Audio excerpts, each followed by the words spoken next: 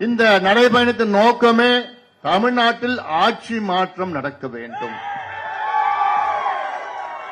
காரணம், நடந்து கொண்டிருப்பது மக்கள் விரோத ஆட்சி, பெண்களுக்கு எதிரான ஆட்சி, விவசாயிகளுக்கு எதிரான ஆட்சி, இளைஞர்களுக்கு, குறிப்பாக படித்த இளைஞர்களுக்கு எதிரான ஆட்சி. எங்க பார்த்தாலும் மது, கஞ்சா, போதைப் பொருட்கள் ஆக அடிப்படையிலே சமூக நீதிக்கு எதிரான ஒரு ஆட்சி தமிழ்நாட்டில் ஸ்டாலின் தலைமையில் நடந்து கொண்டிருக்கின்ற ஆட்சி நடந்து கொண்டிருக்கிறது. இதை அகற்ற வேண்டும், திமுகவை வீட்டுக்கு அனுப்ப வேண்டும் என்று தமிழ்நாட்டின் மக்கள் அனைவரும் முடிவு செய்துவிட்டார்கள். இன்னும் 4-5 மாதங்கள் தான் இந்த ஆட்சி நீடிக்கும்.